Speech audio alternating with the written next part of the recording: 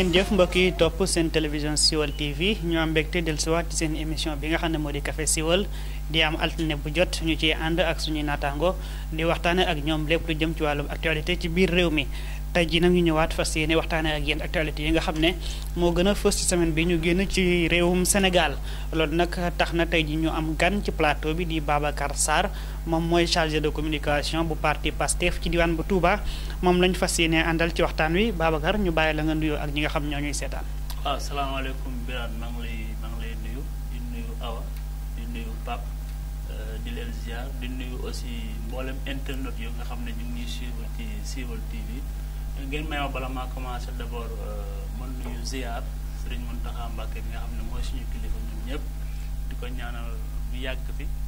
yàlla gën ko may wér-gu-yaram mu yàgg ñoo digal ñu yàgg jëfe parce que loolu mooy suñu tawfeex di ziare aussi mboolem militant Pastef yëpp di si jiital Serigne Cheikh Thioro Mbacké le coordonnateur di ziar patriote yu Sénégal yëpp. jërëjëf Babacar Sarr moom mooy chargé communication bu parti PASTEF ci Touba moom lañu fas yéene àndal tey ci waxtaan bi ngeen ko xam ne nag saa su ne émission bi dama cee ànd ak sama ñaari naataango di Pape Demba Lo ak Awa Diop Awa maa ngi lay nuyu. maa ngi lay fay Birane di am contentement bokkaat ak yéen plateau bi di nuyu Babacar Demba ak yow mi Birane. Babacar maanaam Babacar sax Pape Demba maa ngi lay nuyu bu baax. waaw bisimilah alhamdulilah Birane maa ngi lay fay bu baax ak di la jaajëfal di am mbégte ak contentement bokkaat ak yow li nga xamante ne moom mooy plateau bi ñu naan Café Siweul di nuyu Babacar di nuyu sama naataango bi Awa di leen jaajëfal jërëjëf Pape Demba Lo moom it ñu fas yéene ànd ak moom émission bi ak ki nga xam ne moo di Awa Diop di ñaari chroniqueurs yi bi ma ko waxee sànq nag tey dañu am mbégte lool dalal ki nga xam ne moo di Babacar Sarr moom mooy chargé communication parti PASTEF li ko waral nag ñëpp sax mën nañu wax ne xam nañ ko ndax nag mbirum Ousmane Sonko bëgg nañ ci ñëwaat waxtaanee ko ak yéen bu ñu ko waxtu bu mayee tamit ñu jàll ak yéen ci vaccin yi nga xam ne ëllëg di talaata ci dañ fas yéene tàmbali li nga xam ne moo di campagne de vaccination bi kon ci mbirum Ousmane Sonko ci la ñuy tàmbalee ak suñu invité bi nga xam ne moo di Babacar Sarr ni ma ko waxee sànq Babacar mbirum Ousmane Sonko moom fi ñu ci tollu jamono ji mooy que ni ba tey ñu ngi gis ay arrestation mooy ñoo xam ne ci yéen la ñu bokk ñu leen di teg loxo ñu mën cee lim ki nga xam ne moom moo féete Ndakaaru di ki nga xam ne moom mooy Birame Souleye Diop ñu mën cee lim Abbas Fall ak soxnas Birame Souleye Diop ñoom ñëpp jamono ji ñu ngi ci loxoy yoon. mu mel ne kon jafe-jafe am na ci seen parti ginnaaw bi nga xam ne ñi ëpp ci yéen ñu ngi leen teg loxo. waaw loolu moom li ñu ciy wax mooy dañ koy ñaawlu parce que campagne d'intimidation la parce que ñu arrêté man gisuma motif bu ñu def bu tax ñu arrêté leen waaw donc loolu xoqatal la jéem a tiital patriotes yi jéem leen déstabiliser jéem a wàññi seen engagement mais nag ça ne passera pas parce que les patriotes ñu ngi fi engagé wu ba léegi pour défendre seen leader bi di Ousmane Sonko donc loolu ay intimidation la ñun nag lu ñu parti boo xamante ne dañuy céder devant ay intimidation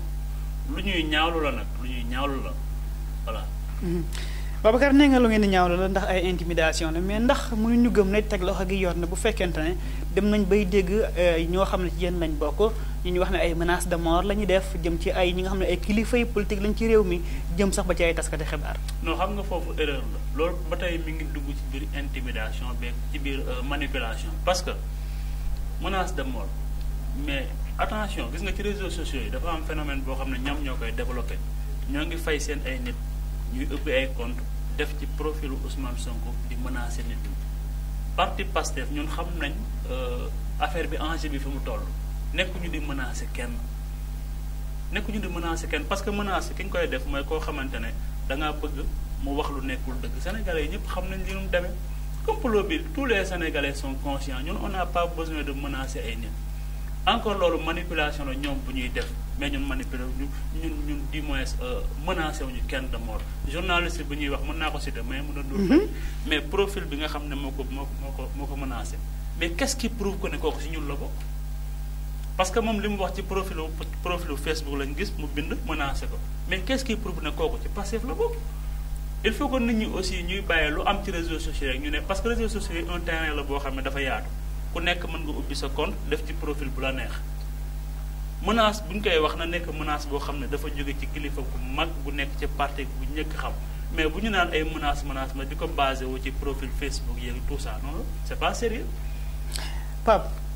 ba ci menace de mort yooyu ak ay kàddu yoo xam ne teggi newut ginnaaw journaliste bi ñu tudd ni Maimouna Ndour mi wax sànq dëgg nañu ay kilifa ci langue politique ku mel ne Mahmoud Saleh ñu wax ne soxna si Birame Souleye bokk na ci ñi nga xam ne ñooy jox xale yi ay puces yoo xam ne moom la ñuy jëfandikoo ngir mën a menacer ñu nit ñu ni mel. waaw dëgg la Birame loolu boo ma si laajee dinaa ci sawar a tontu li tax ma ciy sawar a tontu mooy technologie instant bi avancé na. ba nga xamante ne tey nit mënut a def lu ump doomu aadama yi buñ jaaree fi ñu war a jaar. parce que comme ni ñu doon wax keroog daa mel ni si loolu la ñuy dikkaat ba tey mbir mi booy xool politique da cee rax à 100% parce que ñun ay Sénégalais lañ dañuy suivre information te dañ koy topp pour man maanaam système bi Sénégal di doxee dafa yéex ba pare dafa tardif parce que yii yëpp war nañ koo mën a weesu affaire bi fi mu commencé woon tey jii waru woon a agsi fi mu agsi bañ ciy jàpp ñeneen ñoo xamante ne mën nañ ne ay innocent lañ parce que tey man su ma neexee nga ubbi sama page Facebook personnel def ci photo ku ma neex taxaw bind ci tur bu ma neex tegu man sama Facebook man mën naa jël exemple ci man sama Facebook sama tur nekku si beneen nom laay utiliser sa beneen profil laay utiliser mais du ma si wax loo xamante ne dafa ñaaw yaa ngi dégg kon tey jii bu ñu basé wu ci loolu bay jël ki nga xamante ne tey mu ngi ci liggéeyam wala peut-être tuuma la wala xam nga tey Sénégal daal war nañoo weesu foofu noonu ay moo ko menacé sur page Facebook wala moo ko menacé ci puce boo xamante ne mais daf koo woo téléphone wala daf ko menacé par li nga xamante ne mooy par internet mais y a des moyens yoo xamante ne loolu mën nañ koo xam te wane preuve boo xamante ne ñëpp gis nañ ne diw moo menacé mais Sénégal war naa mën a weesu foofu noonu gis na kii menacé na rek nga jël ko dem jàpp tëj comme si que da affaire benn règlement de compte la boo xamante dañ koy c'est à suivre boo xamante xamuñ kenn am na fu mu commencé waaye xamuñ fan la ñu mën a yem système boobu war nañ ko mën a weesu. mais bu fekkente ne la police am na ay moyens ngir déglu ay appel xam li xew lan la bu fekkente ne kon ñooñu noonu xëy na li ñu leen taqal mën na nekk ñoom tamit de wax dëgg yàlla parce que am nañ les moyens pour xam kan moo woo diw ak lan la ko wax ak à quelle heure la woon. waaw loolu dëgg la mais xam nga tey fi jamono toll Sénégal dafa toll ci benn moment boo xamante ni lépp looy def rek da ngay teg carte sur table yaa ngi dégg pour mën a tëj yenn gémminu sénégalais mais bul xëy un bon jour un de ces 4 matins nga xëy ne diw moo def nangam rek génne benn document boo xamante ni dañ ko fabriqué ci dans une minute nga ñëw taxaw ne diw moo def te tu n'as pas les preuves xam nga loolu tamit dafa nekk loo xamante ni Sénégal war nañoo weesu foofu police su Sénégal ay jàmbaar lañ te mën nañ li ñuy def bu baax a baax mais il fallait que tamit ñuy waxanteeg askan bi di nga Sénégal lu ñu manqué mooy surtout moo gouvernement mode de communication lañ amul yaa ngi dégg parce que nit boo jiitee ay nit ni yow jiite say nawle il fallait que ngay jaar sur le bon chemin di leen wan ne leen lii may def lii moo tax ma koy def injustice laay bañ wala nangam laay bañ boo ko defee yow sa askan dinañ la wóolu sa askan dinañ la teg fi ñu la war a rek mais fi ñu ne nii moom vraiment gouvernement Sénégal moom je suis désolé vraiment. waaw ndax accusé ki nga xam ne mooy Ousmane Sonko de viol war na mën a tax ñi far ak moom di def ay menaces de mort wala di yàq ñenn lu mel ne xamee ci réseaux sociaux yi. non loolu warul am mais pour man affaire bi li ñuy wax rek li kiy wax sànq rek moom parce que jamono ji majeure partie am na ci ñoo xam ne amuñu xëy amuñu compte ci internet bi la ñuy xëy ñi xool lu ñu war a mën a bind tey parce que tey jii nii li tubaab di wax rek tous les moyens sont bons pour gagner sa vie parce que tey jii nii mën naa ñëw ne la ubbil ma benn page Facebook wala YouTube wala TikTok foo xam ne daal célèbre na ñëpp ñu ngi koy suivre pour bindal ma fa kii yàqal ma kii wala pour bindal ma fa kii defaral ma kii ma fay la temps ci fi fekk koo xam ne amul xëy amul gont day accepter quand même léegi nag loolu noonu ci du bëri loolu mooy indi jaxase wala tey ji koo xam ne bëgg na nit ñi ràññee ko bëgg na siiw bëgg na nit ñi xam ko parce que tey Sénégal pour nga siiw fi lu yomb la ci ay secondes lay doon nga dem ubbi sa benn page créé wax lu ndaw siiw nga sur le sang ñëpp yoo la ñuy waxtaanee nga am si buzz pour man loolu noonu ci boppam ci lañ war a gën a mën a jug yoon ci loolu la war a gën a mën a jug ñi nga xam ne dañuy jug pour yàq réseaux sociaux yi di bind n'importe quoi ci homme politique yi wala nangam ak nangam ñu teel leen détecté teel leen yamale seen place parce que réseaux sociaux mooy loo xam ne à vie la loo si mënti def day dem ba say ay sëtaat daf lay toog moo tax war nañ xoolaat tamit ñi nekk ci parti yeeg ci état beeg réseaux sociaux yi li ñu ciy dugal ak tamit suñu mbokk journalistes yi li ñuy bind ñu xool ko parce que des fois journalistes yi ñooy jafaltaani parce que tey boo demee ci parti bi wax fa maa ngi leen tooñ moom soo demee ci parti bii nii wax fa lii bind daal di xaw a gaaruwaale wala sànni traak ne diw moo ko wax fekk sa waxu bopp la léegi day indi flaat day indi wax joo xam ne doo xam daal fan lay yem. waaye Babacar nag yéen man la leen taxal ne li ngeen bëgg rek mooy ku naan Ousmane Sonko gongo loolu seet nañ ko réseaux sociaux yi même journaliste bi sax bu génnee xibaar boo xam ne xëy na dëppoo ak li ngeen bëgg ngeen sànni ko xeer loolu moom ñu bëri seetlu nañ ko. non du question que ne dañoo bëgg nit ñi di wax la ñu neex déedéet mais tamit non ñun am nañ suñu leader am nañ droit aussi défendre ko aussi ñi nga xamante ne parce que la majeure partie. mais war ngeen mën a am bàyyi ñen ñu am seen droit défendre leen neex. non mais xam nga am na attaque yoo xamante ne c'est pas bon xam nga mënoo am un leader ba pare nit di yàq deram wala nit di ko waxal loo xam ne nekkul dëgg nga bàyyi mu jàll ñun bañuñu kenn critiquer mais na critique yi nekk yu objectif quoi voilà. ah mais critique bu objectif passé wul xibaar am ñii gise fii ñii gise fee mais yéen li ngeen bëgg mooy d'une part ñëpp nañ ne Ousmane Sonko complot la nangam la loolu warul man tax ñuy menacé bay menacé ay taskatu xibaar nag loolu ëpp na wax dëgg yàlla ëpp na encore Birane menace amul gis nga ñii nii ñoo bëgg a gëmloo nit ñi ne ay menace de mort am na menace amul ñoom ñoo fay ay nit ñu nekk ci réseaux sociaux yi ubbi seen ay compte mais taskatu xibaar bi taxaw ne def nañ ko mais taskatu xibaar déggoon ma la wax sax nee naa taskatu xibaar ci lim basé wu mooy ci kenn koo xamante ne daf ko envoyé message mais quand même ki la envoyé message mais lan ban preuve nga am ne kii Pastef la bokk mais y a rien qui prouve amul dara luy prouve ne kooku Pastef la bokk kan moo leen nekkul ku nekk ci gouvernement bëgg a yëngal affaire bi jaxase xelu nit ñi moo tax mu def loolu mais on sait jamais gis nga argument boo koy teg dafay nekk loo xam ne dafay wékku fu wér tey kooku bu fekkoon ne dafa jot benn menace bu jógee ci par exemple ku ñu xam ci parti bi mu leer nañ ñu mën a wax ne waa Pastef ñu ngi menacé mais koo xamante ne yow xamoo identité vrai la xamoo fan la bokk kooku mënoo cee basé wu ba ne waa Pastef ñooy menacé encore loolu yëpp ñi ñu jàkkaar lool ñoom ñoo koy def pour lëndëmal xelu askan wi wala leen ñii c'est un parti violent ay jeunes yu réew lañ ay jeunes yu menacé waxta lan mais loolu ça ne passe pas nit ñi comprendre nañ même yéen ñi fi de Touba doon nañ jot ay xibaar ne woo nañ leen ci ñenn ñi non loolu yëpp ci campagne d'intimidation la ndax loolu mën nga ko dëggal yow mais effectivement man actuellement je suis sous écoute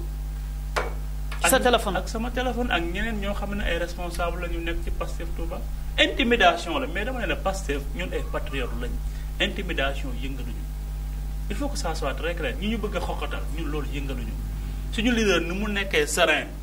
noonu la ñun ñu nekkee serein il faut que nit ñi xam loolu intimidation du tax suñu engagement ñu wàññi ci un iota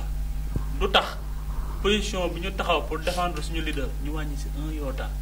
du ñu arrière un iota loolu il faut ñu ñuy intimider ñu xam loolu parce que ñun duñu ay ragal parce que ci dëgg lañ nekk te kuy défendre dëgg doo ragal. voilà Pape est-ce que mën nañu ko jàppee intimidation nee na sama téléphone mu ngi sous écoute ndax mën nañu ko jàppee intimidation wala sàmm kaaraange réew ak liñ gis le 8 bee jàll liñ gis ci taal dëkk bi ak yu demee noonu. Birame xam nga benn mbir dafa am ñu nga Sénégal neexul ba neexul mais Sénégal dafa neex parce que li tax mu neex mooy tey pour man damay ñëw sànq dafa am lu ma waroon a wax fàtte ko gis nga dégg nañ fa fan yi le cas de Marième Faye Sall moom nga xam mooy première dame. parce que moom door nañ ko fi fan yi doo marto yu méttee parce que ci xaw ma nu ñu koy mouvement xaw ma naan service association service le Sénégal boobu noonu moom taxaw na wax dëggal ne y a des gens yoo xamante ni profilam la ñuy def ci Facebook liñ turam di recevoir ay demande bu ñu recevoir ay demande am seen bureau boo xamante ne ñoom ñoo ko organiser seen bopp yaa ngi dégg mais ñooñu ñu fay dugal demande dañu ñëw ne la première dame nee na nga jox ko 1 million après elle va te donner 5 millions ou bien 4 millions mais ndegam première dame lañ mën a def loolu mais nit mën naa jógee fee mais le cas de Kocc Barma mais Kocc anam idée wu mais kooku day jékki-jékki indi di dévoiler ay photos yoo xamante ne xamuñ fan lañ ko jëlee mais est-ce que amul yi des milliers de Kocc dans l'internet yoo xamante ne tey ñoom ñi ngi existé mais bu ñu xëy un bon jour ne waa Pastef la kon foofu man faru man parce que man jaaxaanaa lay tëddee beneen bi ci topp mooy damay ñëw ci waa Pastef ñi nga xamante ne ñoom la ñuy ji loolu man su ma doon conseiller en tant que jeune yaa ngi dégg benn conseil laa am bu ma leen di jox mooy ñoom ñu rassemblé wu jéem a doon benn yaa ngi dégg parce que situation am na fu muy toll foo xamante ne booloo waxante dëgg moo koy faj yaa ngi dégg toll nañ ci situation boo xamante ni neex na neexul li tax neexul mooy tey ñoom ñu xam ko ñàkk koo xam mooy gars yi ñu ngi seen kaw parce que fii ba 2024 duñu leen bàyyi kon ñoom lépp lu ñuy nas lépp lu ñuy def war nañoo nasandoo di xàccandoo di dóorandoo yaa ngi dégg beneen bi ci topp mooy moom li mu wax nii loolu ñëpp xam nañu intimidation la parce que tamit nit yaa ngi dégg ana yow ana man xëy un beau jour sama njiit def ñu jiñ ko dara nga jël nga ñëw di déglu samay appel wala est-ce que jàpp nañu y a quelque chose qui se prépare tamit dans l'avenir Birame on a notre vie privée mais ñoom dañuy préparer wala préparer mais tous les moyens sont bons pour préparer ta propre vie yaa ngi dégg tey ñi ñoom bu fekkente ne am na lu ñuy préparer waxuma la dara mais téléphone beneen affaire la mais mën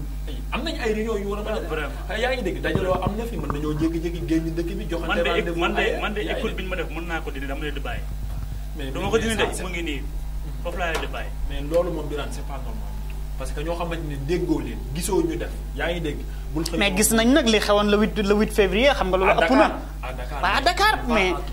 waaw mais fi mën a xewaat bari na. non Birane tamit dañu waxante dëgg on se dit la vérité Birane ne nga mbëru làmb yu ñàkk fay day ñooy am combat ñu leen di garder 1 mois ou bien 2 mois waxuma laa nag un homme politique boo xamante ni mën nañ ne Sénégalais instant bii waaw waxante dëgg yàlla ndax moom lañ jox boobu yaa ngi dégg kon affaire bi du yomb daal li ma leen di conseillé mooy nañu muñ la te ñu xool bu baax fi ñu teg seen tànk man dama bëgg nag ñu xam ne awa bu ñu concentré débat bi ci réseaux sociaux yi dama bëgg ñu xam ne ginnaaw réseaux sociaux yi dafa am mbir yoo xam ne information yoo xam ne li tax ñu teg ñeen ñi loxo jugul ci réseaux sociaux yi fi mu jóge mooy ay appel téléphonique ma loolu romb na réseaux sociaux yi kon nag dëgg-dëgg est-ce que du ñoom li leen di waxal ñoom la mais ci appel téléphonique yooyu tamit warul tax ñu basé def nit ki sous écoute parce que tey jii nii nit ku ne am nga sa vie privée am nga mu nekkee da nga nekk homme politique wala homme célèbre lu munti doon ci milieu bu munti nekk am nga beneen vie bu bokkul ak yow sa vie privée parce que tey jii nii tey kii nii Babacar mii war na war a mën a woo soxnaam mën na war a woo yaayam est-ce que la muy wax ak moom bëgg na keneen di ko dégg moo tax lii nii def nañ ko si benn côté baax na pour ñu xam kii wax na dëgg ak kii moo koy menacé wala lii mais benn côté baaxul.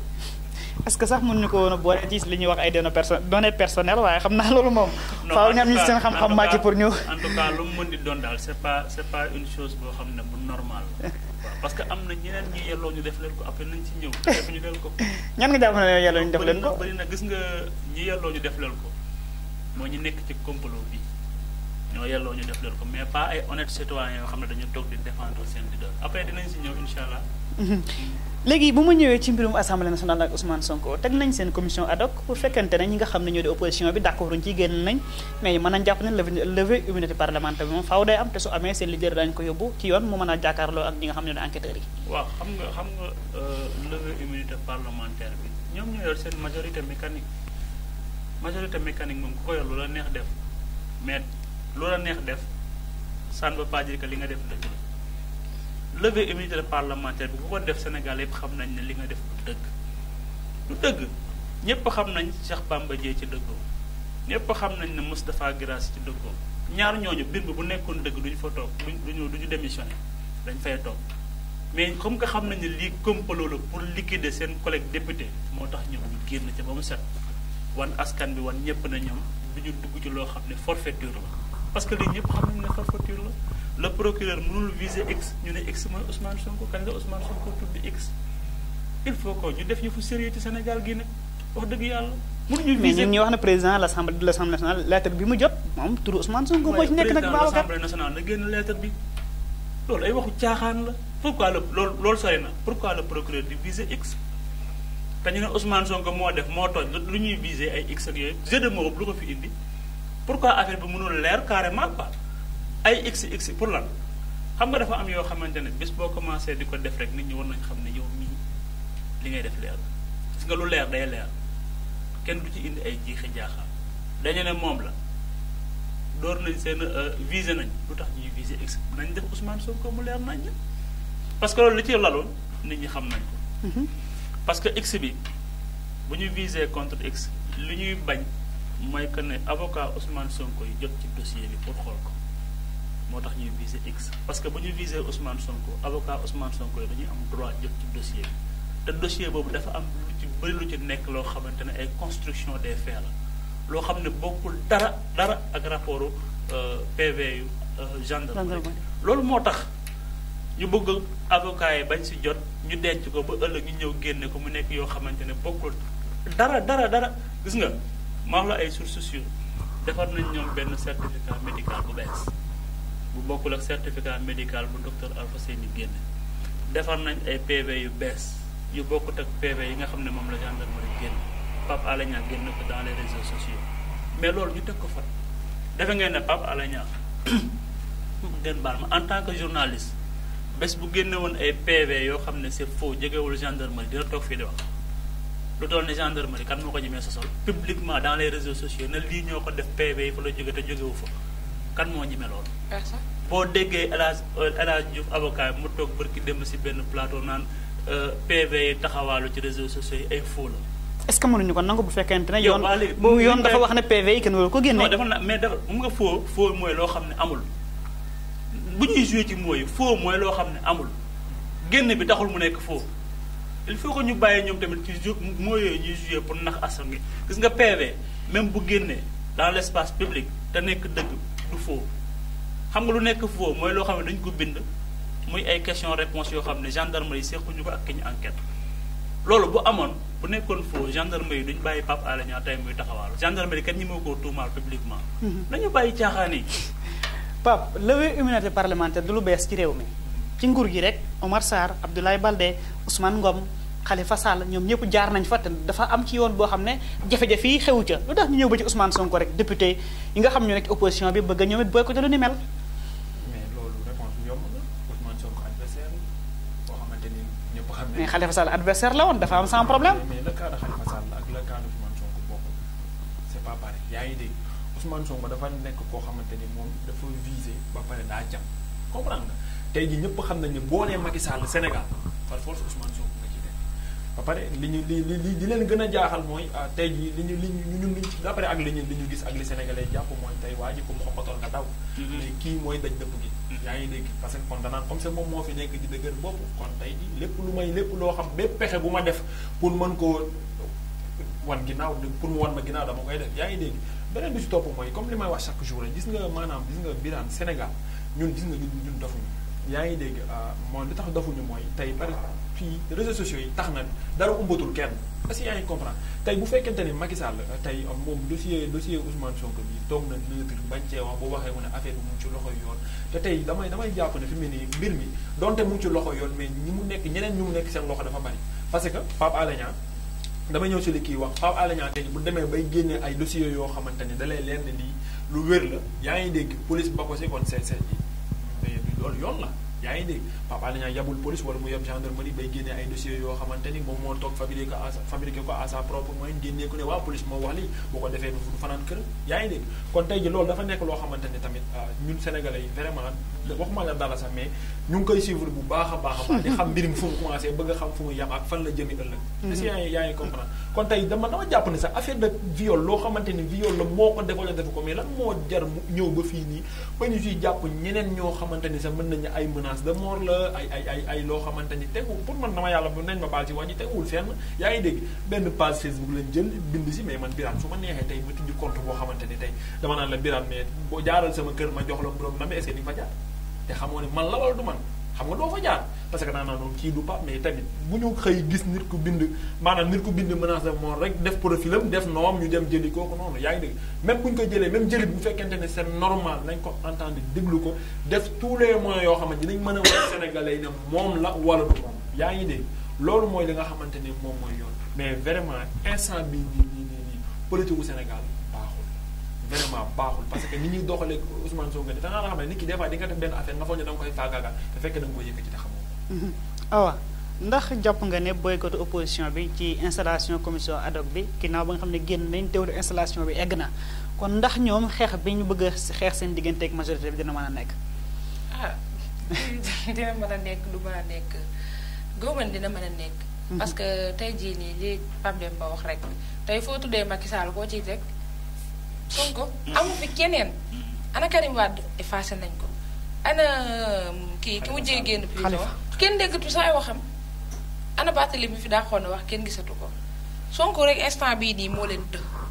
moo tax Sonko li mu wax barki dem si tànn na benn interview boo xam moo ko wax mu ne fii ba 2024 Sonko ëmb na wasin na rek laa dul dégg te amaana sax am na nu muy demee dinaa ko dégg moo tax il faut mu préparé wu ci lu baree bari maanaam lu bari bu mu ko bett parce que fi mu toll nii la te pour man assemblée nationale am na leneen lu ñu fa war a mën a wax lu dul affaire Sonko parce que premièrement ñoom ay hommes politiques lañ ñu bari ñi xool ci ñoom dañuy dem ba assemblée di fa xeex di gàddoonte ay dàll ñii di saagante loo xam ne sa morom wax ko ci ñoo xam ne mën naa ne peuple sénégalais ñu ngi leen di suivre. xam nga ñooñu duñu ay jeex na ñoom duñu ay référence xam nga man duma xool ci ñoom. parce que ku xool ci ñoom ñoo doo dem. te premièrement li ñu voté woon ci Sonko pour que ni que ku nekk à la xaw ma je ne sais pas ci kii bi. kenn warul député parlementaire quoi. waroo dem wuy ji pourquoi affaire bi jug rek ñu ne dañ koy voté waat moo lay wax ne bu ñu ko voté waatee dañ koy dindi. parce que dañu war a lever immunité parlementaire boobu loolu mu mën tax mu war a jàkkaarloo yoon. pourquoi ñu koy wax ñun fii rek lañ ko war a mën a voté ñu voté woon ko ba classé dossier yi. moo lay wax ne lépp pour technique ci biir daal. maanaam Pape Babacar. yaa ngi naan sànq am na ñenn ñu war a mën a traqué ku dul yéen dong ñooñu ñan la nga ci ñi nga jàpp. waaw mais Birane xam nga enquêteurs yi li ma métti ci mbir mi mooy enquêteurs yi lan moo tax le procureur bàyyiwu leen ñu dem ba seen enquête. enquêteur na gendarmerie. gendarmerie gendarmerie quoi. dañu mais est-ce que bokk la ñu ko jëbbal ko tamit. non defoon naa ñu ngi leen di remercier parce que def nañ liggéey bu rafet bu mucc ayib. loolu comme ni ñu daan defee rek gendarmerie Sénégal le moom. problème mooy xam nga enquêteurs yi biñu demee ba découvrir ne Adji Sarr ki ko doon jël ci gisoo question bi ñu ko posé ndax da ngay def politique da nga mën a wax. waaw moom seen xarañ la rek. attends moo la rek xam nga dans les normes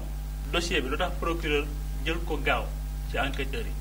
parce que xam na seen liggéey xam ne nañu aay lañ bu ñu remonté rek ci Seydi Mouhamed Mbaye moom dinañ dem ba xam les commanditaires du complot bi dafa naroon leer nañ ñi ko def mais loolu la ñuy bañ ñoom pourquoi xam nga Abbas Fall mi nekk coordonnateur Pastef Dakar ñoom bi ñu ko jàppee téléphone am lañu njëkk a jël di vérifier Birame Souleye la même chose pourquoi Seydi Mouhamed Mbaye moom procureur bàyyilu gendarme ñu xool téléphone am xool kan si mouvement doom la ci Maodo Malick Mbaye. doom la ci Maodo Malick Mbaye bu gëm sa bopp Thiès. waaw nekk Benno Bokk Yaakaar léegi pourquoi moom procureur bàyyiwul gendarme yi ñu xool téléphone am xool kan la doon jokkoon pourquoi bàyyiwuñu gendarme yi ñu continuer parce que moom daf ne 22 heures la doon circuler di jël si Adji Sarr ñu laaj ko mu ne benn avocat ak benn médecin ñu ko koy yombal mais pourquoi bàyyiwuñu gendarme yi. ñu xam kee cet avocat quoi kan la. kii la médecin kan la te pourtant lu normal la pourquoi bàyyiwuñu parce que bu ñu bàyyee un par un ñi seq jël bi ñëppay feeñ. lii complot la gis nga dafa jarul calcul yu sori ay réflexion yu sori gis nga dafa am ay éléments yu terre à terre yu wane ne lii complot la munoo sonal ñii di bàyyi ñii déedéet. ku ma am ndey ku ma amul ndey daal doo ko gisee. bu leer nañ. mais Adji Sarr lu tax nga jàpp ne gendarmerie seen enquête eggul. mais eggul. est-ce que bu eggutoon procureur dana jot ci dossier bi. xam nga ne eggul yow xam nga nan ngay enquêter nit am ñoo xam ne moom la nekkal te ñooñu ba yow tamit sëñ bi bàyyi loolu nag koo xam ne ñëw na tudd benn avocat tudd benn médecin boo xam ne ñoo ko yombalal muy déplacé 22 heures dégg nga. mais daf lay leer na bu ñu bàyyi woon gendarmerie dinañ xam avocat boobu ak nu ñu ko si tuddatee ak médecin boobu ñan la te ñoom dinañ wax pourquoi ñu faciliter kii 22 heures muy dem un par un les têtes vont tomber. xanaa kon tey jii que procureur boobu noonu il est corrompu non. ah je sais pas mais en tout cas li mu fi wane. li mu fi wane man ñu ma Bassirou Gueye il est corrompu parce que xam nga le problème mooy complot bi c'est un complot d'État mais xam nga le procureur lu mu mën di doon état mooy supérieur ay ordre lay jot ci état. donc moom bu nekkee complot état du ko bàyyi. non muy bàyyi gendarmerie ñuy continuer ba complot d'état bi feeñ bu doon ci beneen boor la nga xam bu doon mbir bi ci beneen boor la non dañ ko naan nañ continuer ba mu leer. xanaa kon Pape mbirum Ousmane Sonko ak fu mu mën di mujj jàpp naa ne mbirum Sidi Ahmed Mbaye bu sukkandiku ci PV yi génn war nañ ko mën a lijjanti ndax dafa violé couvre-feu. ba pare tudd ay tur ne ñoo ko dimbalee. non non il faut ñu leer. xam nga man ñun tudd mën nañu wax ne ñooñu demaguñ ci kanamu yoon. mais moom mi nekkoon présent devant les enquêteurs moom moo wax moom carrément moom xam nañ dafa violé couvre-feu ndax moo jëlee ndaw si à 22h kon moom même Ousmane Sonko suñu classé woon ay mbiram moom ay mbiram war nañ ko mën a lijjanti ndax dafa violé couvre-feu. waaw mais c'est tout à fait normal loolu mooy yoon sax loolu mooy li nga xamante ni moom mooy yoon te yaa ngi dégg te gis nga oto bi tamit même oto bi muy circulé waxuma la dara mais montage bu mu romb ña ko bàyyi mu jaar sax dañu leen war a. parce que oto bi dans la y avait un médecin la ñu wax. médecin bi oto bi amul laissez-passer. mais y avait un médecin xam nga le médecin maanaam carte boo xam ne mën na ko mën a may mu circuler ci guddi gi ndax day liggéey. mais ñoom kan moo leen contacter à cette heure. waaw dama ngeen laaj loolu noonu. mais xam nga loolu yëpp loo xam nga yow loolu yëpp mu ngi nekk li nga xamante ne mooy faciliter tâche bi. yaa ngi dégg loolu la gars yi naan job bu rafet dil bu set. xam nga dil bu set day am. xam nga loolu moom loolu la gars yi di wooyee dil bu set. fii moom setul. waaw yaa ngi dégg vraiment parce que loolu dañoo jàpp ne bu ñu ko jaaree foofu job bi dina set mais gis nga Birane lu dul dëgg du yàgg. yaa ngi dégg te gis nga sénégalais yi sa waay wóor na yàlla toogal nga jàpp ne sénégalais yi gëm. dafa ñu de dañoo dof rek. fekk ne yow dama doon toog benn paa bu ne ma gis nga boo jàppee ni nit ñi dañoo dof ñoom yeewu nañ bay uti garab bu lay faj tey ji sénégalais yi foofu lañ toll boo leen jàppee dof ñoom xëy nañ bay uti yow garab bi lay faj yow mi ngi leen jàppee dof yaa ngi dégg kon fi mu ne ni mbir mi nañ lii normal nañu bàyyi gendarmerie mu def liggéeyam ba pare mais loolu mooy liggéey yoon sax mais est-ce que pareewul tamit nag pareewul parce que xam na mën a pareewul mais ni ñu def ba xam ne Ousmane Sonko yaa ngi dégg mu leer naññ ne dafa violé noonu lañu waroon def ba xam ne oto ba la ko génnee kaka génne ak nu ñu def ba génne ak lu tax ñu génnee ko yaa ngi dégg ak médecin boobu ñu siy tudd ak avocat bi lan moo tax ñaar ñooñu am benn complicité bi nga xamante ne mooy waral oto boobu mën a circuler ba leen jëlee ki nga xamante ne non Pape maa ngi jégalu ci dàkk bi gis nga Birane mi du enquêteur professionnel du gendarme waaye bu ñu ko dénkoon enquête bi bàyyi ko na ko demal ba mu sës li nga wax ni dina ko def bien sûr non dañu waxante dëgg quand même non di nga ne Adji Sarr di nga ma wax médecin di nga ne kii nu mu tuddee Pape Sidi xaw ma noonu Mbaye di nga ma wax médecin bi kii kan la bu fekkee enquête bu leer rek mais waaw lan moo tax ñun on n'a pas confiance à notre justice lu tax justice bi tamit ñun mënuñu leen a wóolu quoi parce que na ma yàlla baal si jégal ma ci wax bi parce que tey jii nii yow bu état nekkee sa ginnaaw di la wax lii ngay def yow sax bu njëkk justice moo doon dogal jël dogalu boppam parce que ba nga taxawee waate rek nekk homme de tenue nekk avocat wala procureur sa dogal ci yow la mën a jóge mais tey jii nii tey yow imaginer yow nga nekk juge wala nangam sa supérieur lim lay wax rek ngay am fitu def ko parce que tey jii doo fi jël benn décision bu ñu la newul jël ko doo fi wax lu ñu la wax loowul nañu xoolaat en fait suñu justice Sénégal parce que lu bari ni lay demee yow mi nekkul au pouvoir xamal ne fu ñu munti dem da ngay perte. non sauf suñu justice bi yow Pape xam nga li tax mënuñu ne la wóolu. fii ay dossiers yu fi jaar yu bëri yoo xam ne dara leeru fee tax mënuñu ne la wóolu mais Karim Wade bi ñu koy jàpp dañ ne la liste était de 25 personnes. yow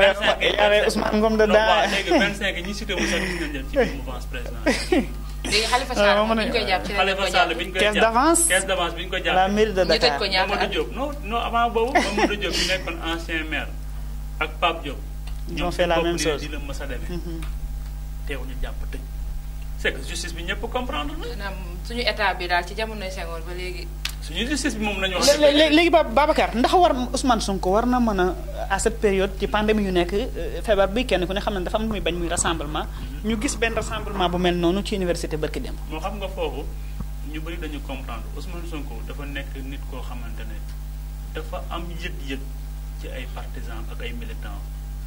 du boo xam nga waxu politique nag dafa am yëg-yëg ci ñoom fi mu ne nii xam nga fu mu njëkk a dem. hôpital Grand Yoff la njëkk a dem seeti ay malade teewut nag daanaka image yi moo si wut tamit mais nit ñi génn nañ topp ko de. indi na fa ful boo xam ne këram lañ ko toppee ba ci hôpital bi même au sein de l'hôpital dañu gis ñoo xam ne dañu bàyyi seen liggéey ñëw ci moom. j'ai vu les images xam nga foofu bul xool homme politique bi da ngay xool nit ki en tant que tel moom moo am yëg-yëg boobu moom moo am respect boobu si nit am na droit mu dégg benn militant boo xam ne nekkoon na bloc ba génn nekk université jotu ko woon seeti bi mu nekkee bloc génn nekk université mu ne day dem seeti ko gis nga ba muy dem neewul ne maa ngi ñëw. est-ce que c'est pas préparé tamit. non dama ne la bu doon laay la yotu bàyyi li ngay def loolu su fekkoon ne maa ngi ñëw non université kenn du fa xaj ba muy dem yëgloowul mais na xam nga université bërëb la boo xamante ne Ousmane Sonko bu fa duggee yëg si benn pavillon dugg ci benn chambre di seet benn nit mais taf ñëpp mën nañu ko yëg taf mais bu fekkoon ne dafa ne maa ngi ñëw. mais dina passé noonu day passé noonu parce que université les jeunes intellectuels yi nekk université ñoom xam nañ Ousmane Sonko projet bi mu teg dañ ci adhéré wu complètement non dañ ci adhéré wu à 100% parce que xam nañ le projet bi Ousmane Sonko teg pour le Sénégal donc loolu nekkul lu ñu prémédité déedéet dafa ñëw brusquement rek mais nekkul lu ñu prémédité. mais nit ñi dañuy jàpp que ni que moom dafa bëggoon maanaam wanawu génn ne maa ngi nii daal. non c'est que loolu moom ku ko jàpp tamit mën nañ la bàyyi sa liberté de penser mais daal man li ma jàpp te li nekk dëgg mooy daf doon dox boo xamante ne yëfu jullit la nga nekk ci ay jafe-jafe. ñu sonal la ay nit jóg di ko défendre. am ñu sa gaañu normalement en tant que jullit war ngaa dem nen mais ko jullit seet leen. c'est normal ça c'est normal. Pape. yow bi nga gisee Ousmane Sonko université étudiants yi ñu gis ñu ëpp ci ñoom génn topp ko loo xalaat. waaw li ma xalaat mooy fi mu teg tànkam foofu la de yaa ngi dégg parce que saa waay li nga jeunesse bi dañoo sonn yaa ngi dégg buñ gisee loo xamante ne dafa raar. xam nga mu ngi mel ni tey exemple nu mu la ko mën a joxe nga jékki-jékki nga dem ba digg noor rek gis taw bu métti. mais boo mës a sangu taw sax di nga génn yëngu lan moo waral taw. Ousmane Sonko su mu ne nii foofu la tolloog jeunesse su Sénégal yaa ngi dégg parce que dañuy gis si moom communication boo xamante ni c'est très rare nga gis âge bu Ousmane Sonko am ak fi mu ne nii ak période bi ñu toll nga gis kuy véhiculer yenn messages yu am importance mais dañ lay topp deuxièmement bi mooy université moom mais rassemblement Ousmane Sonko def ko fa Ousmane Sonko y a des milliers de jeunes yoo xamante ne ñu ngi fa même bu Ousmane Sonko da leen a fekk ñu rassemblé yaa ngi dégg mu dugg ba rek am ko muy seet cofeel mais cofeel dina def loo nit ki loo xamante ne bugg koo def dëgg la lu def tey ji man su ma gisoon koo xamante ne bëgg naa ko naw naa ko mais waxuma la des fois da ngay tëdd si réseau hôpital feebar trop nga jékki-jékki ñu indil la benn artiste boo xam ne da nga koo bëgg wala ñu indil la benn jàngkat boo xam ne da nga koo bëgg mais su fekkonte ni mënoo wax keroog noo jaar di nga jéem a savoir peut-être Ousmane Sonko ak sénégalais yi foofu lañ toll nañ nangu ne lii nattu la bu yàlla teg ci sa kaw sénégalais yi muy lan yàlla jël na nattu bi teg ko ñi nga xamante ne ñoom ñooy sénégalais yi surtout jeune bi bëgg nañ waa ji te dara mënu leen a reculer loolu beneen bi may ñëwee mooy ñi nga xamante ne ñoom mooy waa Pastef benn conseil dong laa leen jox loo xamante ne bëgg naa chaque jour ñu koy doxee mooy ñu koy waxee gis nga nit boo tollee foo xamante ne man ko dina concerné sax ki nga xamante ne moom Ousmane Sonko am na foo xamante ne boo fa tolloo yaa ngi dégg tey ji am na yenn décision yoo xam ne waroo koo jël en tout cas yow kese yaa ngi dégg fi mu ne nii ñëpp xam nañ ne Sénégal boo nee waaji rek jaayam bi nga ciy teg yaa ngi dégg Ousmane Sonko nga ci def kon ñoom ñi nga xamante ne ñoom ñooy jeunesse ñooy jeune ñoom ñi nga xamante ñoom ñooy waa Pastef yaa ngi dégg am na foo xamante ne waruñu leen faa dégg am na foo xamante ne sax waruñu leen faa sax gis yaa ngi dégg buñ amee lu ñuy def nañ toog xam ne kat instant bi ñu ngi ci guddi gu ba setigu biraat boo nekkee ci guddi gu ba setigu booy wax waxal nànk booy doxal nànk ba say mbir sotti nag looy def nga door koy def man conseil boobu rek laa am ci lu may awa dem Ousmane Sonko université am na lu mu jur ndax li mu jur mooy gis nañu étudiants yoo xam ne jàmmaarloo nañ ci donte du lu fës lool sax mais mën nañu wax ne étudiants yi nga xam ne ñoo farag moom nekk biir université ak ñi farag Macky Sall nekk biir université ba fa Ousmane Sonko demee ba ca ëllëg sa dégg nañu ay jàppante ci ñoom ndax barab bu mel noonu war nañu war a gis yu mel noonu étudiants yi jàppante. pour man ma jëkkee ci Ousmane Sonko li mu def c'est normal parce que tey jii nii nit buy jug ngir xeexal la ba am ci gaañu mën na ci ñàkk bakkanam leneen mënoon na ko ci fekk mën na ci am handicap à vie du deñ mais nag Ousmane Sonko est-ce que moom amutoon yeneen moyen pour xam waa ji ñëw na ndax tane na wala te ne dul dem fa. mais tey jii nii gis nga nit ki soo ko yëgee dëgg soo déggoon ne mi ngi ci hôpital bee sa téléphone bi du la doy sa tànk bii moo lay doy ndax am na nit ñoo xam ne présence li muy def si ñoom parce que tey ñooñu feebar mënoon nañu am benn métit bi mais Sonko bu ñëwoon taxaw seen kanam maanaam mbégte bi muy def ci ñoom loolu rek mën na leen a jugloo ba dootuñu yëg benn dara seen yaram mais ni mu mel la parce que mën naa ne booy jël université xaaj bi yëpp Sonko lañu faral parce que jeunes yi dañ ko bëgg dañu wante dëgg jeunes yi dañ ko bëgg du question que politique mooy fi taxatoon mais jeunes yi dañ ko bëgg te li tax ñu bëgg ko moom moo ko def moo leen ko woon parce que Sénégal fii nii jeunes yi ñooy voté de nga paaw troisième âge yi ku leen yaakaar amago benn parce que mënuñu sax yóbbu seen bopp jeunes yi ak villageois yi ñoo yor vote yi te tey ji tamit defuñu dina jàpp ñu ba nga tey jii nga ñuy gëmloo waxu politique rek ñu ñëw topp la jamono jii nii nit looy def ci boppam day doon lu leer. waaw bala mu lay topp tey bala may jug yow di topp Birane mii dinaa ko topp ci fu leer nañ ñi duma ko topp ci zéro kon loolu mu def noonu pour man amul benn sikki saak ñoom ñoo ko bëgg tey jii nii jeunes yi Sonko moo gën a ndaw Wally Seck mii tey bu fa demoon day raw tamit day jur coow parce que milieu yi nekk la cofeel la moo koy def si nit. gis nga Birane nga baal ma terminer benn affaire gis nga chaque jour damay wax naan booy digle cangaay day fekk nga seet xoolal yàggul dara lañ fi gis le ministre xaw ma Abdoulaye Diouf Sarr bi muy kii fii benn pont yaa inauguré benn pont mais y a beaucoup de monde là yaa ngi léegi foule bi nit ñi yow waxuma la mais ñoom chaque jour est-ce que xam nga ne non dama yàlla baal mais gouvernement bi chaque jour ñuy rassemblé wu rek waxuma la li ñu fay dajale barki dem maa ngi seetaan benn sortem boo xamante ne mooy xaw ma bi seen soi-disant bëgguma see ñëw sax après dinañ foofu dinañ fa dugg yaa ngi léegi mais nit ñu bari ñoo xamante ne tey ji xala jamono moo toll foo xam ne gis nga rassemblement moom saay xoolal ji nga ñun moomuñu ko parce que xew yi taxaw rek xew yi ñu ngi fonctionné ba léegi yaa ngi dégg jàkka yaa ngi tees jumaa yaa ngi xam nga dañu war a xam ne ku koy defit defoo yoon parce que c'est interdit waaw mais dama bëgg a xam ne dama bëgg ñu xam ne du man dong bokkuma ci moo ko gën gis nga ñoom ñooñu noonu ko jiite ñoo njëkk violé loi bi parce que bu ñu amee xew-xew dañ koy def ba mu neex bu ñu bëggee génn dañuy takk masque yi gisoo leen ñu takk masque te ñu ngi koy forcer nit ñi dañoo xam ne première vague Covid 19 mais gis nañ fi Macky bi mu demee Fatick la xawma économique mu bain de foule ñëpp ñëw tey jii di lay wan ne yëg-yëg am na soo ko tey bi mu demee ci hôpital boobu ay charge femme yoo xam ne yoo doon seen liggéey yoo seen ay patient yow seen téléphone bàyyi seen lépp ñëw di snap ak moo lay wax ni yëg-yëg la. ñoom ñëpp defuñu ñoonaa waruñu bàyyi seen liggéey topp kenn c'est pas normal. loolu faaw ngeen xam ko tamit. Pape gars yi di tax ñu teg complot bi dañoo tiit. xam nga dañu tiit dañoo mësul gis ci Sénégal politicien boo xamante ne ay militants ñooy dajale seen dërëm ñaar dërëm di ko jox ba mu mat 125 millions. dans ñu une ne ko journée am benn journée ñu ne ko am wëral Sénégal nemmeeku nit ñi mu tuddee ko nemmeeku tur nemmeeku tur boobu lañ doon bañ mu am wax ñi yëpp loolu gars yi. dama nañ ba ci tas seen parti sax. déggoo li ma la wax gars yi xam nañ kuy Sonko xam nañ ni nit ñi mel ci Sonko dañoo tiit rek mais complot bi comme ni ko sa waay waxee sànq dil bu ñaaw la bu salte dil bi baaxul dil bi dara da cee setu. yow léegi Pape Babacar pour ñu tëj boobu jàll ci deuxième partie bi xam naa waxtu léegi mu jot lan moo war a doon kan moo ci war a gagné pour yow ci bu fekkee complot ni nga ko jàpp kan moo war a gagné au finish kan mooy gagné. mais xam nga état lu mu jaay doole lu mu doxee maa tey lii mu cay gagné. parce que mënoon def loo xam ne nekkul dëgg Sénégalais yëpp xam ne nekkul dëgg nga jaay doole gagné ci mënul nekk parce que Sénégalais yi dafa am question yoo xam ne ñu ngi koy posé wu ba léegi mooy Adji Sarr mii lu tax ay mbokkam mënuñu koo gis Adji Sarr lu tax ay mbokkam mënuñu koo gis damaa def ne yow bu ñu la violé nit bu ñu ko violé premier soutien moral bi mu war a am. sa famille mooy quoi famille am mais pourquoi ay famille am mënuñu la wax fii la nekk mënuñu koo gis mënuñu koo dégg téléphone bàyyam jóge ca village ba mu nekk ñëw ba Dakar mënul teg bët doomam. mais fan yi gis nañ benn sortie bu génn nee nañ elle est sous protection de l'État. sous protection mais nit. bu ñu allé journaux ñu ne ko protéger. non xam nga loolu alibi la bu ñuy jël naan protéger gis nga nit boo ko bëggee protéger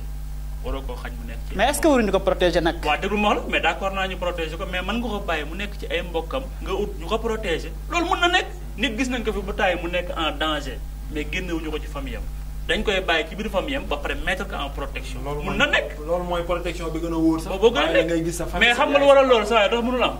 parce que gis nga fii Sénégal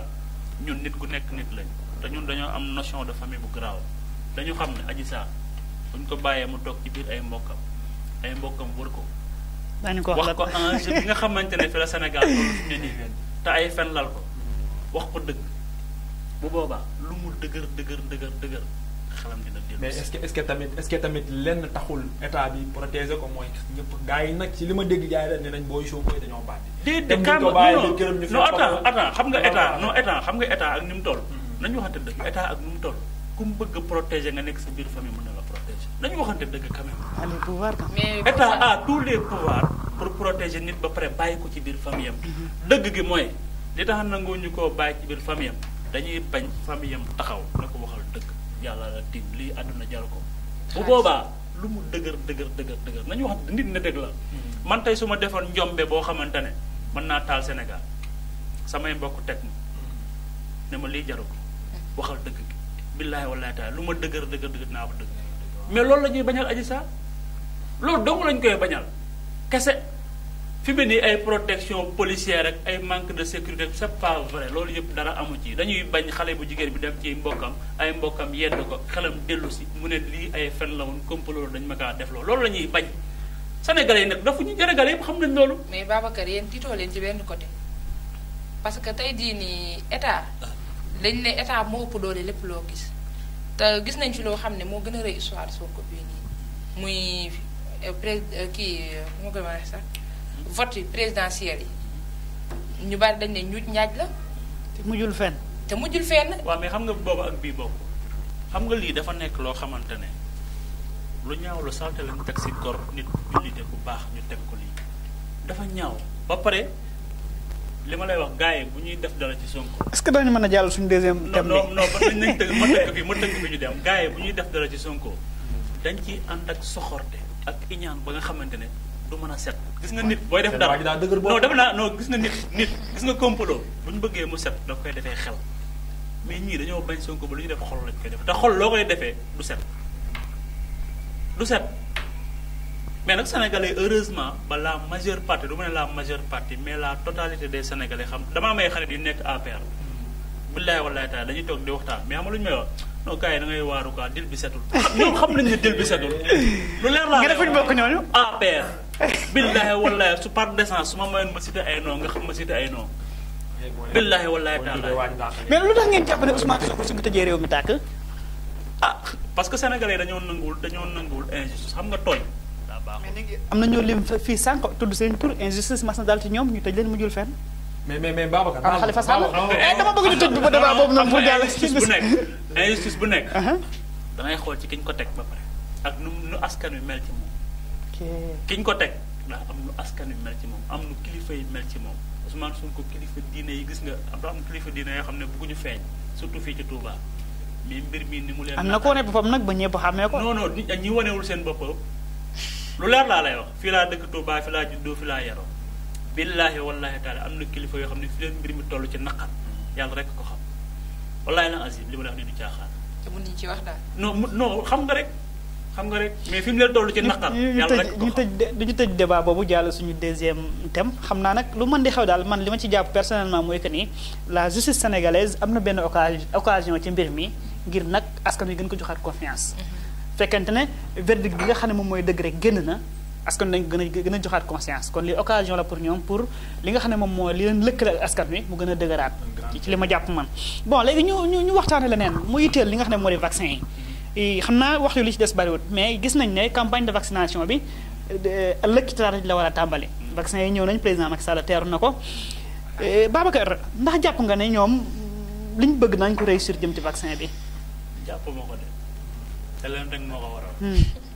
su ma waxee nag da nga naan politicien bañ wax. mais lu tax jàppoo ko. lu tax jàpp ma ko gis nga askan. di leen tàmbali di leen wax dëgg bu boobaa law indi ñu ne dëgg la. boo gisee problème bi nit ñi mënuñu gëm affaire bi am na coronavirus boo xam coronavirus bi am na ñoo xam ne ñu ngi Sénégal sax mënuñu ko gëm parce que état bi lépp lu mu leen wax du ñu jàpp ne dëgg la. mais nag li gën a terre à terre mooy coronavirus am na loolu. mais war a xam mais xam nga mënuñu ko xam parce que état bi koy waxee xam nga le problème mooy gis nga askan bi ma la wax sànq rek boo leen dee wax dee wax dëgg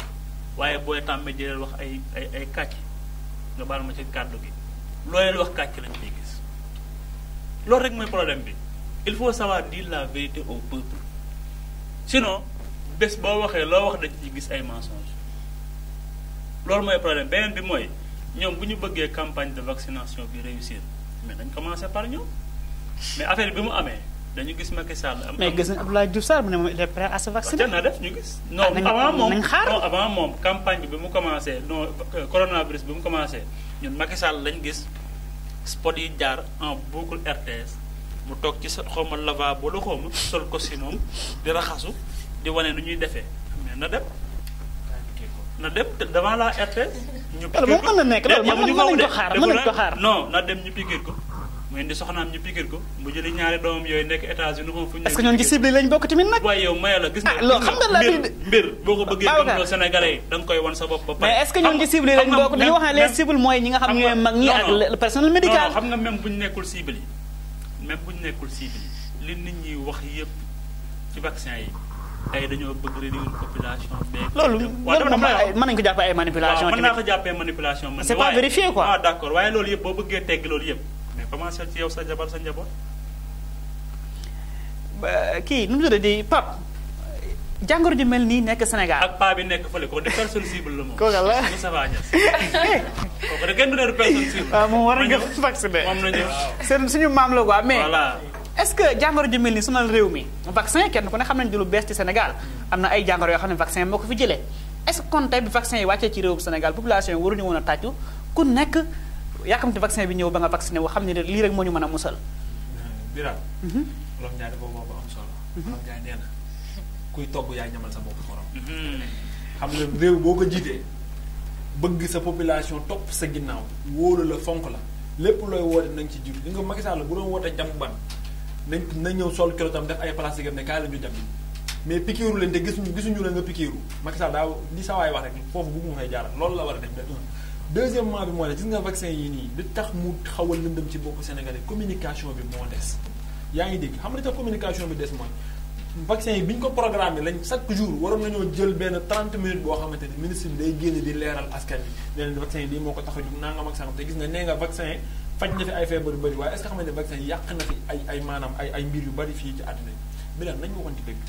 kañ nga gëj a gis jeune bu am 10 doom. ah loolu la yow daal jàpp na vaccin moo ko waral Pape li ngay wax c'est grave de. non c'est pas grave ça mais loolu moo am loolu mooy dëgg mais fi mu ne nii saa waay nañu waxante dëgg ñun ñii fi mu ne nii waxuma la dara mais 5 doom bu ñu am ko problème la à cause vaccin yoo xam ne doo juddoo hôpital ay 6 piqûres relais piqûres 7 piqûres yoo xam ne bi daal ñun sunu maam yi anañu sunu maam yi dañu naan am ba 40 doom 30 doom tey jii ñun jeunes yi bu ñu juddoo tey jii di am ay 5 waxuma ne dañu toog ba benn moment taxaw rek bu ñu déplacé le débat bi xam nga vaccin yi fi mu ne nii jamono fu mu toll jamono ak fu mu mën ci toll tey vaccin yooyu ci la bokk yaa ngi dégg mënuñoo toog dégg nit koo xamante ni Bill Gates la tudd en 2015 toog ki saalam ne dañoo war a wàññi population bi surtout mag ñi li ñu leen a wàññee booy mooy on va créer un virus boo xamante ni waxuma ne dara mais c'est une guerre mondiale boo xamante ne sans arme lay doon yaa ngi dégg wax ko ñëpp di ko dégg c'était en 2015 affaire yaa ngi ci réseaux sociaux yi tey bu ñu déggee ne kooku moo financé li nga xamante ne moom mooy vaccin ñun suñu vaccin Chine la jógee waaw yow doo ma bàyyi Chine fa feebar la jógee affaire bi moom di xamal la yow amoo groupe WhatsApp amoo mbokk yu nekk Italie amoo ñu nekk France mais ku la wax dil bi mën ta tegee noonu mais conseil di man moom vraiment vaccin woo ñàkk vaccin man moom pare ñii daal xoolal luñ fi def pare moo pour vacciner wu te sama benn mbokk tamit pare wu mais nag est-ce que débat bi war na nekk foofu awa dama bëgg ñu xam ne ma waxaat la ko Pape vaccin du lu ñëw ci Sénégal tey ñun ñi ñëpp yéen ñii ku ci am say doom chaque fois de dem hôpital wala sa soxna ñu koy vacciner vaccin boobu dafa am juróom koy aar faju ko dafa koy aar est-ce que bii ampleur bii mu am yee am na ko mais waaw parce que jàngoro ji moo toll fu yooyu tollut maanaam vaccin bi fi mu ñëwee moo baaxul nañ ko waxatte parce que fi corona bi gën na maanaam tey ñu ne cas yi day yokk bu subaa cas yi wàññee ko comme si wala des fois joxe ay délai mois tel corona bi dina dem est-ce que ñoom ñoo ko fi wàcce woon dañu xëy un bon jour comme ñun ñëpp ñoo ko gisandoo ah yàlla suñu borom moo ñu fi wàcce loon te benn côté Sénégal yi gëmuñu corona bi looloo tax neexuñu vacciné mais est-ce que lu tax waruñu ko gëm nag parce que niñ koy waxee ñu ngi ci ay presque 800 morts niñ koy waxee la parce que tey jii nii dégg dem naa ba dégg ñu ne ku dee corona la rek léegi ku dee hôpital rek dañ lay classé ci dossier non loolu xam nga ay rumeur la ñoom seen lim kon day gën a yokk rumeur yooyu nag xam nga tey jii nii muy yow wala di man tey jii nii suñuy waajur ñoom dañuy toog rek di déglu journal xamuñu la xew ci biti tey jii bu ñu déggee ñu ne kat diw nee na wala diw kat gaañu na boole nañ ko ci corona bi te diw moomu lenn la ba leer que ni que dafa asthmatique wala dafa amee diabète wala dafa amee tension moo ko rey danga naan du amut moo tax daanaka fi vaccin yi ñëwee baaxul parce que dafa fekk sénégalais yi weddi ba pare ñooñu weddi nag tey jii nii neexuñoo ñëwaat ne leen parce que tey dañu ragal tamit waxtu bi jeex na mais est-ce que loolu ñuy wax engagement communautaire boobu noonu te nguur gi yàgg ñu ci woo ci jàngoro ji est-ce que jamono ji waruñu mën a toll foofu ku nekk ak fa nga féete ngeen engagé wu pour vaccin yi mën a jàll jàngoro ji jóge fi ñu delluwaat suñu yitte ndax nag sonal nañu waaw c'est que lii moom mu jóge fi moo gënal ñëpp mais nag état bi ñoom ñoo jëm ci commencement bi parce que boo gisee nit ñi man li ma gëm boo gisee nit ñi mënuñu gëm affaire bi ba mu commencé lu ñu waxoon ku ko am bu sëqatee comme ça bu dee ci table ji affaire bi na fi def ay c'est que ni ñu ko waxee woon contamination bi ni ñu ko waxee woon ni mu gaawee loolu bu amoon Sénégal yëpp am nañ ko dañu waxante dëgg quand même ñoom ni ñu waxee woon ne contamination bi noonu la gaawee bu fekkoon ne noonu la demee kon Sénégal yëpp am nañ ko mais Sénégalais boo ko ne lii nii lay gaawee moom gisul loolu day jàpp ne lii ay caaxaan c'est-à-dire communication bi dès le début moo baaxul te loolu yëpp seen responsabilité la tey suñu demee ba Sénégal yi nangu ñoo gëm feebar bi ci responsabilité état bi nit ci communiquer moo baaxul loolu nag moom ñoom la c'est à eux nag ñu xool nu ñuy defaatee nag ba nit ñi gobe ko. mais est-ce que mën ñu wax ko ne c'est trop tard bañ ne suba la ñuy tàmbali li nga xam ne moo di campagne bi tamit Babacar. ah en tout cas daal ñoom ñoo deful seen liggéey communication bi ci war parce que sénégalais yi waroon nañoo bu yàgg génn seen xel yi ne vaccination bi du pour réduire la population du pour wàññi ngóor. mais loolu kan moo ko wax nit ñi tamit. waaw mais léegi lu mu ci mën di doon gis nga état ñoom nit ñi bëgg a gëmloo nit ñi ne lii complot lii dëgg la Ousmane Sonko daa violé xale bu jigéen bi coono giñ ci daj pour bëgg a gëmloo nit ñi lii buñ ko dajoon ci lii communication bi jàll. kon xam naa Bab nañ bàyyi seen ñu terminer rek parce que waxtu bi moo ñu dab. waaw Birane xanaa di ak mbégte ak contentement ba tey di partager nag li nga xamante ni moom mooy plateau bi. di waxaat ba tey ci vaccin yi moom comme ni ñu waxee rek pour ñu tëj lu yomb la gis nga dafa am benn affaire bu mu bëgg ñëw mu nga may ma rek dans une seconde xoolal corona bi muy doog a tàmbali dañ fi doon gis ay lakk ay néew yu ñu lakk. yaa ngi dégg. mais loolu c'est à l'extérieur bitim réew la. corona bi ne bitim réew moo nekk Sénégal la mais parce que nag bul fàttali ne bitim réew na leen jàngoro def defu ko Sénégal ñoom dem nañ ba fuñ sul nit rek amatuñ ko. waaw dëgg la yaa ngi dégg ñu gis fii Sénégal gis nañ fi ay néew yoo xam ne dañ naan 7 personnes ñoo koy suuli 4 personnes ñoo koy suuli ba pare distance bi da ngay taxaw ci buntu armée yi kee taxaw ci beneen porte ba naan la gaskat bi taxaw ci digg bi yaa ngi dégg gis nañ ko fi tey bu ñu demee ba yooyu yëpp ñoom seen bopp ñu wàññi ko bu njëkkoon communication mais nag loolu taxawal Babacar askan bi dañ ci am part de responsabilité mais ñoom ñoo ëppale ba tey ñun dañ ci am part de responsabilité yaa ngi déglu ba léegi maanaam yaa ngi dégg léegi ba léegi su ministre bi buy joxe bu njëkkoon danaan wax Guédiawaye ñaar Dakar Mbour ñaar quartier bi ñaar nga mais amatul léegi yaa ngi dégg lan moo waral dañoo sonn fi mais da ngay def am na yenn yoo xam boo koy def xam ne amul sens bu yàggee da ngay maar dem ba ñuy joxe résultat yi nga jàpp élastique bu xëccee boo ko toppee di xëccee bu yàggee soo bàyyee mu bàyyi soo bàyyee mu bàyyi fi mu ne seen communication plastique dañuy def xam nañ ni tôt ou tard day besew léegi nag li ñu mën a def mooy jéem a naxtaan sénégalais yi waxanteeg ñoom xool ni ñuy def ba trouver li nga xamante ni moom mooy solution mais sénégalais yi bala nga ñëw a vacciné sa waaye di nga so jërëjëf bàyyi la nga tàggoo Awa waxtu bi moo ñu dab waaw kon jërë ngeen jëf di leen sant bu baax di am mbégte tamit bokk ak yéen plateau bi li may wax rek mooy que ni que pour man dañoo teel a jublu ci campagne yi nañu gën a sensibiliser sénégalais yi dugal seen bopp yi lu leer naññi ba jour ji ñu jot kër guñ dugg ñu leen du fii wala ñu toog hôpital di xaar ko leen fa fekk vacciné wu duñ fa gis kenn jërë ngeen Babacar ñu sant la gërëm la yooyu bàyyi la nga tàggoo waaw Birane man aussi maa ngi leen di sant di leen gërëm ci invitation bi je pense bi mooy 2e fois bi di rafetlu seen liggéey di remercier aussi équipe technique bi seen liggéey bi macha allah seen plateau bu yàññi bi vraiment macha allah en tout cas di wax sénégalais yi daal ne li ñu bëgg a teg Ousmane Sonko combat la boo xam ne yéen sénégalais yi yéen a ko war a mën ndax lan du personne Ousmane Sonko du Pastef mais njiitu réew mi démocratie la bëgg a rey ci Sénégal te bés bu ko ci reyee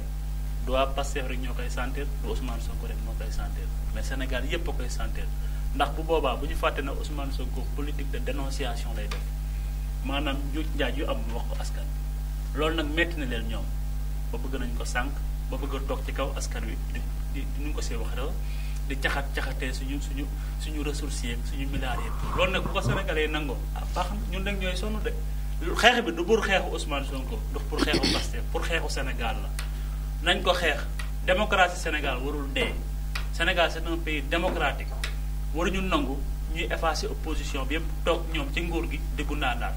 ci suñuy milliards loolu bu ñu ko nangoo du Ousmane Sonko moo ciy perte du Pastef mais ñun ñëpp ñoo siy perte donc maa ngi leen di remercier vraiment di remercier patriotes yi nekk Sénégal yëpp ci engagement bi ñu am di jàppale Ousmane Sonko bu kenn baisser les bras nañu ko jàppale jusqu'au finish bu ñu bàyyi mukk ñuy sànk ko bu ñu ko seetaan nag ñi mukk na nga koy lancé nit. jërëjëf Babacar Sarr mooy chargé communication parti Pastef ci diwaan Touba moom la ñu àndaloon tey ci suñu émission Café Siweul ak suñu ñaari naataango yi di ki nga xam ne moo di Pape Demba Lo ak Awa Diop kon émission Café Siweul tey loolu la woon ñu sant gërëm nag mboolem ñi nga xam ne ñuy teewlu ñu ni ma koy waxee saa su ne ñoom ay boss lañ ci liggéey bi ndax seen xel ak seen xalaat jël seen loxo def seen poste la ñuy def soog ñu mën a seetaan kon ñu leen di gërëm bu baax a baax sant équipe technique bi nga xam ne ñu doon gunge joxante ak yéen dig daje beneen lundi incha allah ci beneen émission Café Siweul jërë ngeen jëf. amoon nay jamono fii ci Touba amoon fi yenn produit daan laaj nga déplacé wu dem ba Dakar wàññi leen seen coono saafara seeni bëgg-bëgg tax na ba ñu indil leen Touba Techno Plus. Touba Techno Plus di yëngatu ci domaine yu wuute lépp lu jëm ci wàllum informatique ak mbooleem ay accessoires am ak matériel audiovisuel. Touba Techno Plus da yëngatu ci wàllum électronique ak caméra de surveillance ba ci sonorisation. ba léegi Touba Techno Plus dañuy yëngatu ci wàllum fourniture scolaire ak mobilier de bureau. am nañ fi service d'impression numérique grand format mu jëm ci mboolem affiche yi ak banderole yu mag yi.